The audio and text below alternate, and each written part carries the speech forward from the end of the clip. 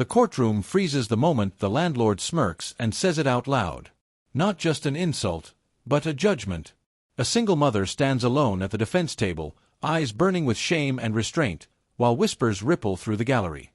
The landlord feels powerful, confident, untouchable. Then Judge Frank Caprio leans forward. Calm. Silent. Listening. This isn't about rent anymore. It's about dignity. It's about power versus compassion. And in the next few minutes, one sentence will turn arrogance into regret, and leave the entire courtroom on its feet. What happens when cruelty meets moral authority? The courtroom hums with the dull rhythm of routine, papers shuffling, shoes scraping tile, another housing dispute waiting to be cleared from the docket, until the landlord steps forward with a tight smile that doesn't reach his eyes and starts speaking like this is already over.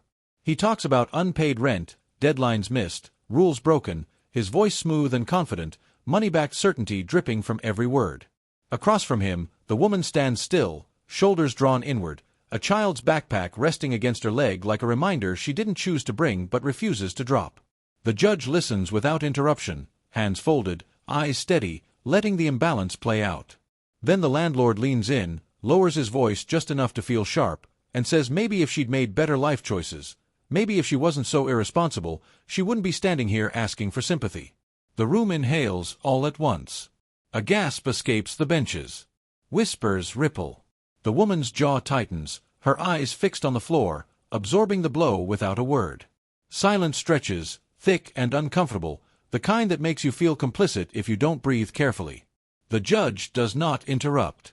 He lets the words sit where they landed, lets the insult echo against the walls, lets everyone feel how a sentence can bruise. The landlord straightens, mistaking the quiet for approval, for power, for victory. The woman swallows, knuckles white, pride warring with desperation, and for a moment you can almost hear her deciding whether dignity is worth the risk of speaking.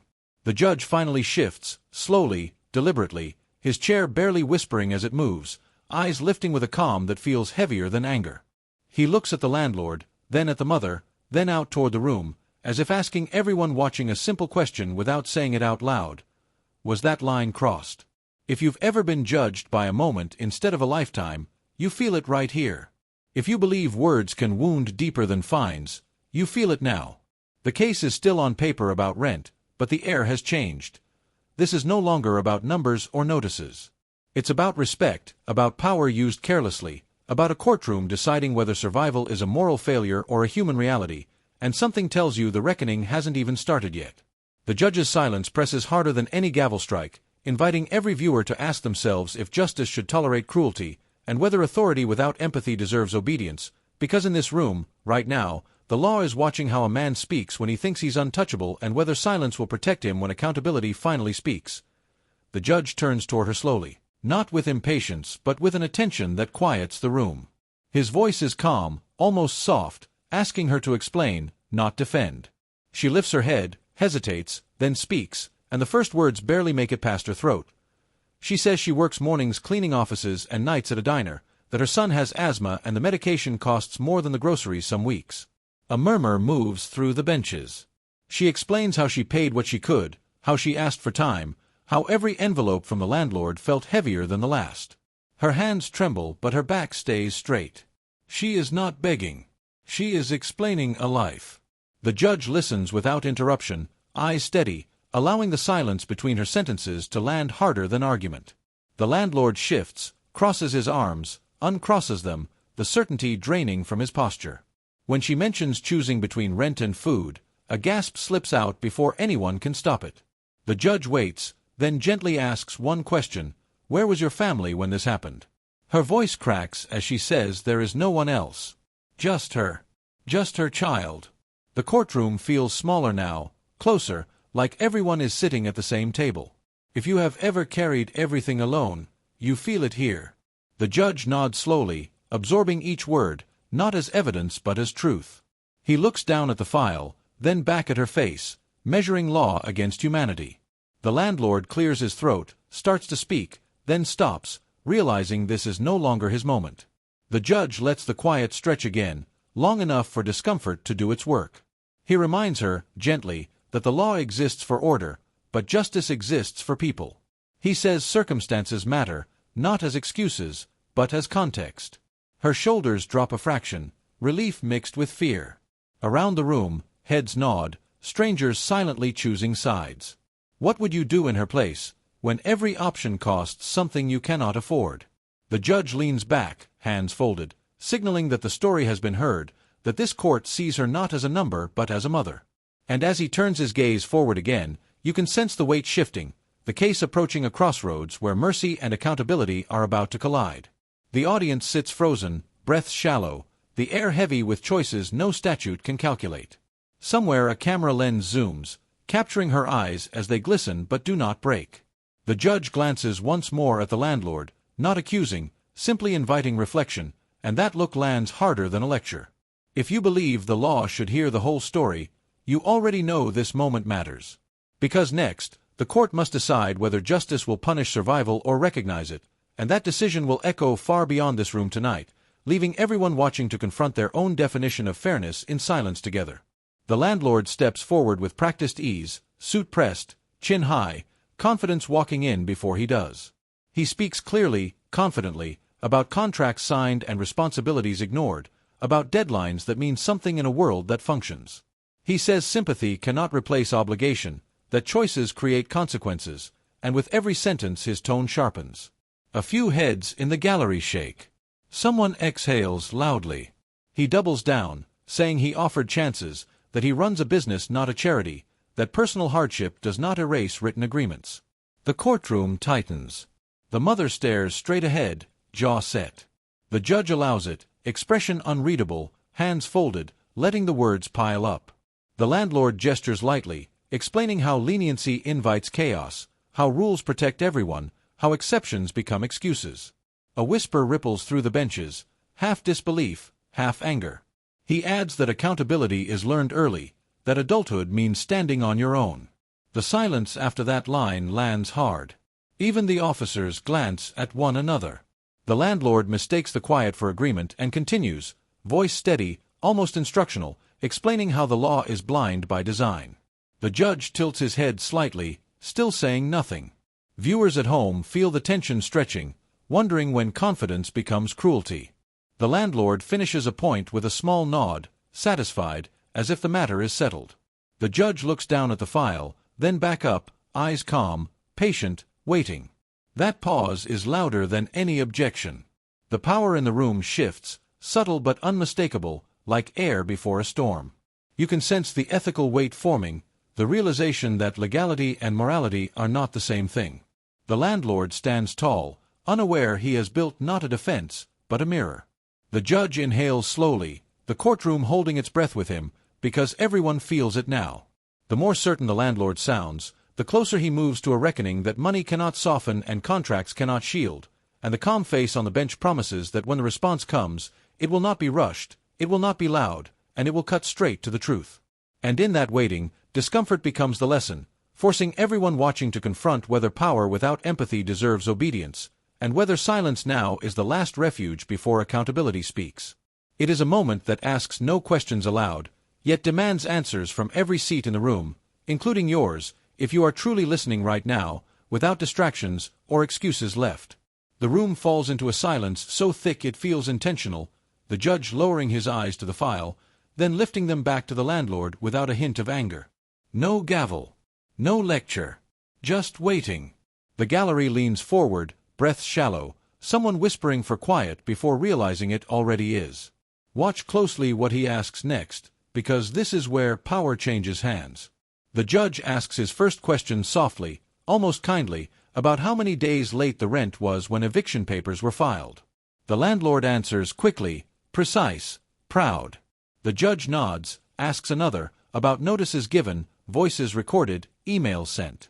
Each response is colder, sharper, rehearsed. A murmur builds. The judge pauses again, letting the echo of those answers settle. Then he asks if any payment was accepted during that period. The landlord hesitates, then admits yes. The room reacts, a ripple of surprise. The judge asks why it was accepted if the situation was hopeless. The landlord shifts, explaining policy, procedure, business. The judge listens, expression unchanged. Another pause. Another quiet question, asking if flexibility ever applied when tenants were wealthy. The landlord stiffens, denies it, too quickly. The judge lowers his gaze, turns a page, and the sound alone feels like thunder. He asks about a previous case, same building, different tenant, payment delayed, no eviction. The landlord's confidence cracks for the first time. His words slow, stumble. The gallery murmurs louder now. An officer straightens. The judge remains calm, asking if empathy was selective or situational. Silence answers before the landlord does. He swallows, says rules were bent then, circumstances considered. The judge looks up, eyes steady, and the weight of that contradiction presses down. The power in the room shifts unmistakably, authority reclaiming space without force. Everyone senses it, that the storm is no longer coming, it is forming right here, and when the judge finally speaks beyond questions, there will be nowhere left to hide. The silence stretches, hearts pounding, as every eye fixes on the bench, knowing wisdom is about to strike harder than anger ever could, and the reckoning will test whether justice bends to contracts or stands firm for humanity itself, when calm questions become verdicts and power finally answers to conscience alone in this room now. The judge lifts his eyes and finally speaks, voice even, steady, carrying farther than any raised tone ever could. He addresses the remark without naming it, explaining that courts enforce laws, but they also protect dignity, and when dignity is harmed, justice must respond. The gallery murmurs approval. He says hardship is not a character flaw, and motherhood is not a weakness, and the room exhales together. The landlord shifts, smile gone, jaw tight. The judge continues, measured, reminding him that words reveal values, and values matter in this court. A quiet gasp follows. He explains that contracts govern money, not humanity, and when someone confuses legality with morality, the law becomes hollow. Heads nod. The mother's eyes glisten, shoulders easing as if a weight finally has a name. The judge pauses, letting silence do the work, then adds that respect is not optional, even when power tempts arrogance. The landlord opens his mouth, stops, swallows. The judge looks at him calmly, asking if he understands the difference between enforcing rules and demeaning people. The question hangs. The answer comes smaller than before. Yes. The judge nods, not satisfied, but clear. He explains that accountability begins with language, because words can wound deeper than penalties. Murmurs swell, then fade. The mother wipes a tear, not from shame, but recognition. The judge says this court will not reward cruelty disguised as professionalism. The landlord's confidence collapses, shoulders slumping, eyes dropping to the floor. The balance shifts completely. If you've ever been reduced to a stereotype instead of seen as a person, you feel this moment. The judge leans forward slightly, voice softening without losing authority, reminding everyone present that justice without compassion is incomplete. He tells the landlord this is a lesson, not a spectacle. The room is still. He looks to the mother, acknowledging her strength, and the validation breaks through her composure. Quiet applause threatens, restrained by decorum. The judge concludes by drawing the line clearly. The law will be enforced, but dignity will be defended. Do you agree with the judge's stance? And if you do, let your voice be heard. The silence that follows is not empty. It is earned, signaling that the court has spoken, and the storm has passed into resolve. The judge's gaze returns to the landlord, steady and instructive, explaining that authority earns legitimacy only when it listens.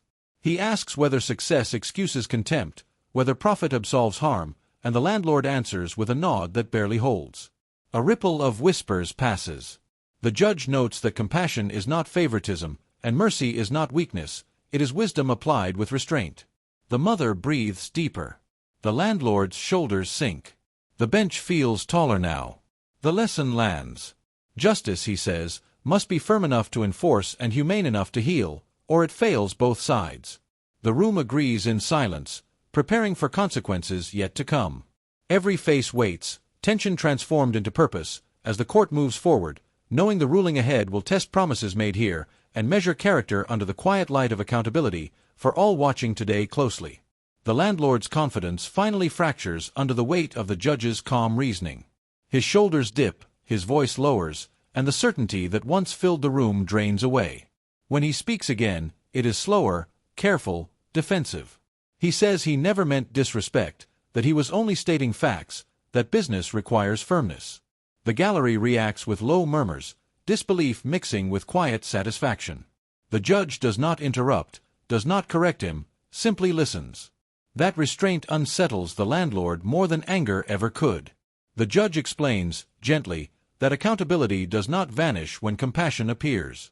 He says both can exist together, and when they do, justice becomes complete. The landlord nods faintly, no longer arguing, no longer towering. His hands clasp in front of him, knuckles tight, eyes down. The courtroom feels the shift, power receding without a fight.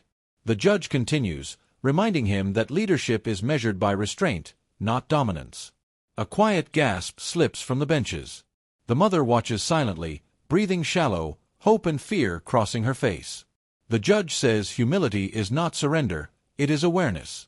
The landlord swallows hard, the lesson landing without cruelty. There is no victory lap here, only clarity. If you have ever watched power crumble when faced with truth, you recognize this moment. The judge lets the silence confirm what words already have. The landlord finally admits he could have handled it differently. The room exhales. Not in relief, but recognition. Arrogance has collapsed, not through punishment, but understanding. The judge nods once, acknowledging the shift. He reminds everyone present that the law teaches best when it restores balance. The landlord stands smaller now, but more human. The courtroom feels steadier, grounded in truth rather than pride. This is the payoff the tension promised. No shouting, no shaming, just accountability finding its mark. The judge's calm authority has done what force never could. The room waits, knowing consequences still remain. The collapse is complete, and something quieter replaces it. Respect. The judge looks ahead, preparing to rule, the air tight with expectation. Every eye stays fixed, aware the next decision will test whether lessons become action. The landlord straightens slightly, accepting what is coming. The mother folds her hands, steady now, dignity intact. The judge pauses one final time, ensuring the message has settled. Justice is not finished, but it is aligned. The courtroom braces for the ruling that will follow.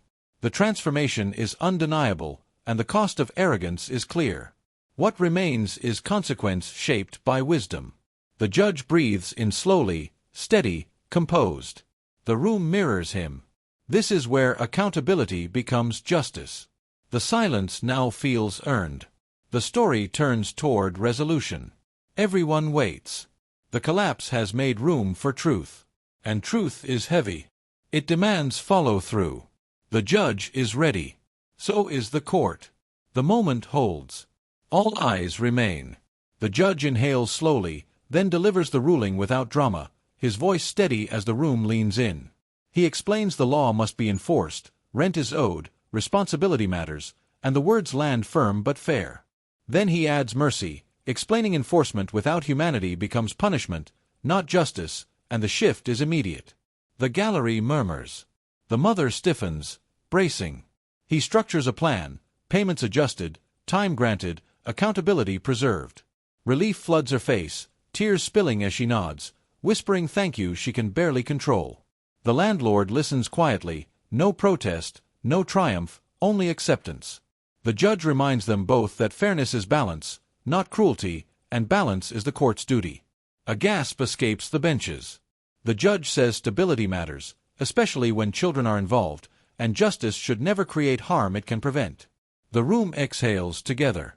If you have ever feared one mistake could erase everything, you feel this moment. The judge looks at the mother, telling her this mercy is trust, not erasure of obligation, and asks if she understands. She answers yes, voice steady now. He turns to the landlord, explaining accountability includes restraint, and today restraint mattered. The landlord nods, humbled. The power dynamic has reversed completely. The judge closes by reminding everyone that the law is strongest when it lifts people to responsibility rather than crushing them under it. Faces soften. Officers relax. The lesson settles. If you believe justice should look like this, where consequences exist without cruelty, this is your courtroom. The judge pauses, gavel untouched, letting relief and resolve coexist.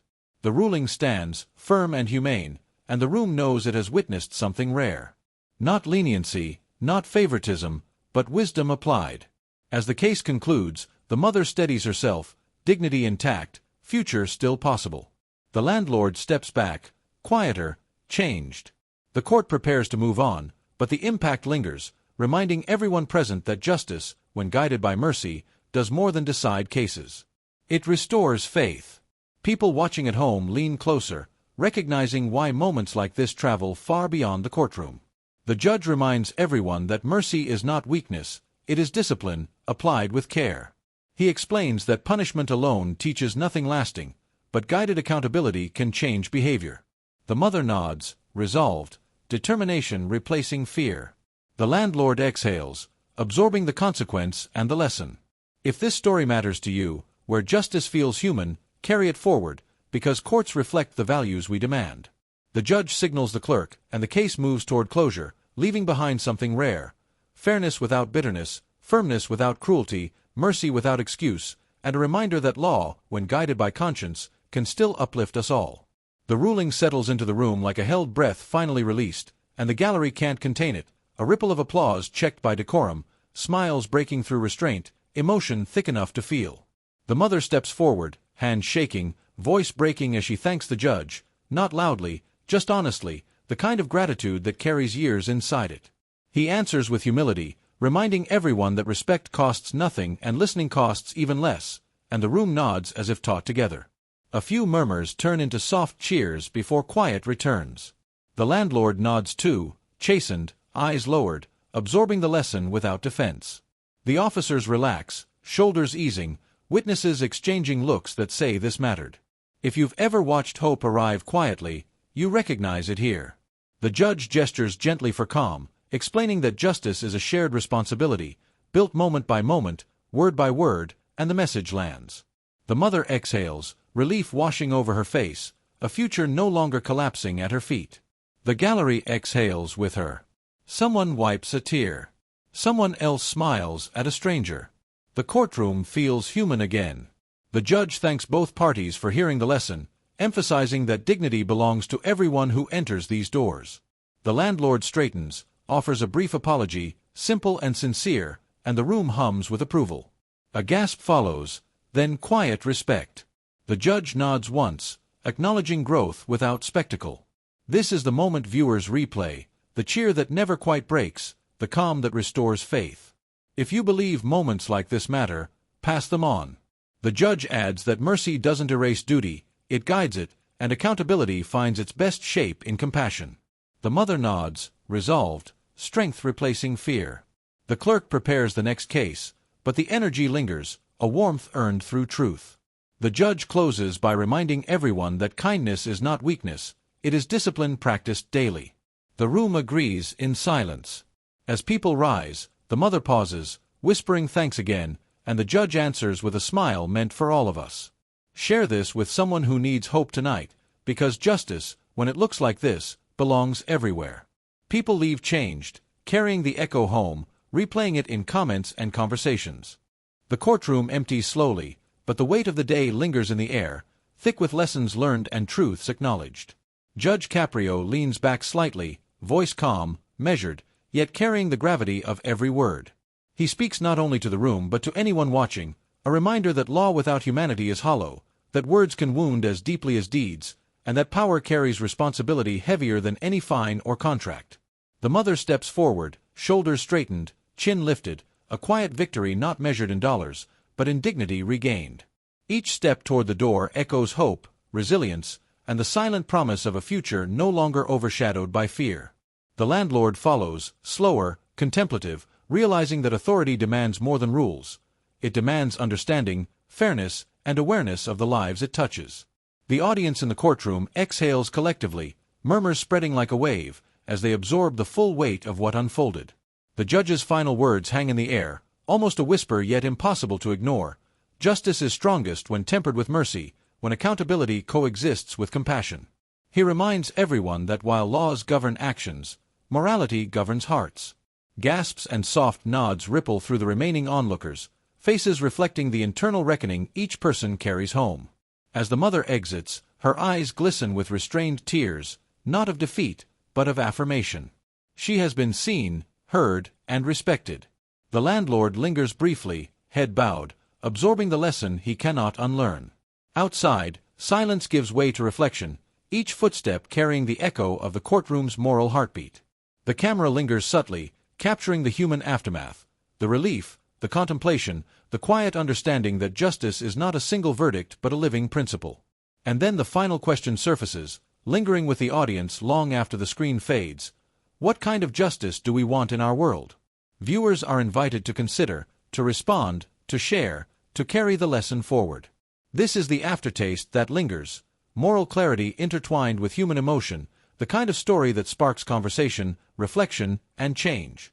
The room is empty, yet the lesson remains, enduring beyond the walls, reaching into every viewer's conscience, urging us all to ask, how do we wield our power, our words, and our compassion? The story closes, but the reflection is just beginning.